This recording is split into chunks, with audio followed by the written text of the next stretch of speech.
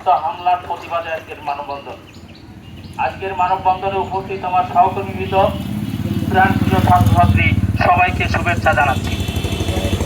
আমরা নিশ্চয়ই জানি, ইসরায়েলের আগ্রাসনের বিরুদ্ধে বিশ্বব্যাপী যে এক আন্দোলন শুরু হয়েছে, যে বিক্ষোভ শুরু হয়েছে, তারই অংশ আমাদের এটা। আমরা জানি আজকে পর্যন্ত প্রায় 45,000-এর উপরে ফিলিস্তিনিকে হত্যা করা হয়েছে, এবং যে হত্যা নির্মমভাবে হত্যা।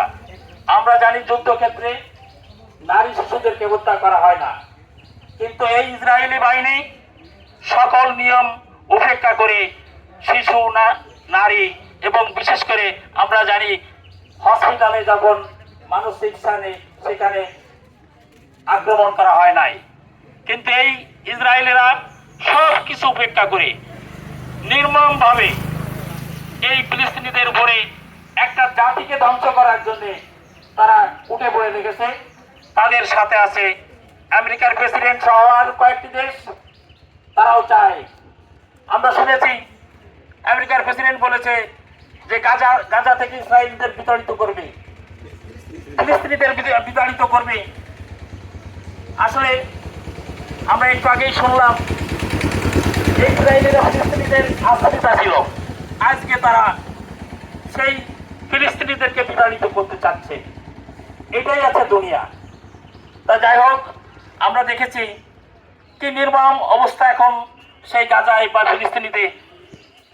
সাহায্য পর্যন্ত বাধাগ্রস্ত করছে, চিকিৎসা করতে দিচ্ছে না, শিশুদেরকে বাড়ি থেকে ধরে ধরে নিয়ে হত্যা করা হচ্ছে। এটা কি বর্বরতা!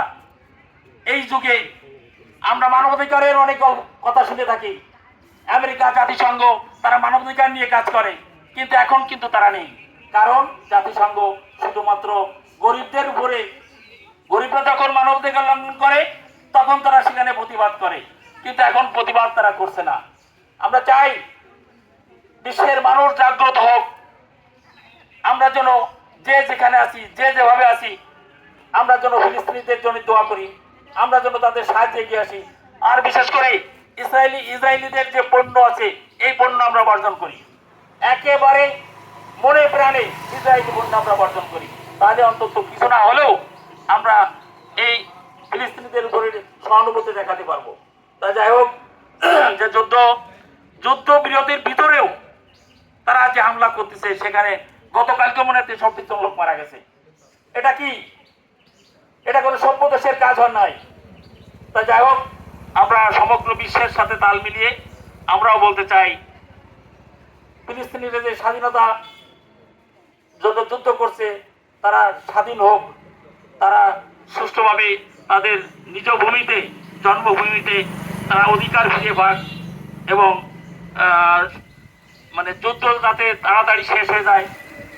আর এই যুদ্ধকে কেন্দ্র করে কিন্তু পৃথিবী অস্থির। আমরা চাই না অস্থিরতা। বিশ্বের সব মানুষ ধৈর্য ধরে আমরা সবাই সমান তালে একে অপরের সহানুভূতিশীল হয়ে বসবাস করি, এই আশা রেখেই আমি আমার বক্তব্য এখানে শেষ করছি এবং আজকের সমাবেশের এখানে সমাপ্তি ঘোষণা করছি। ধন্যবাদ সবাই।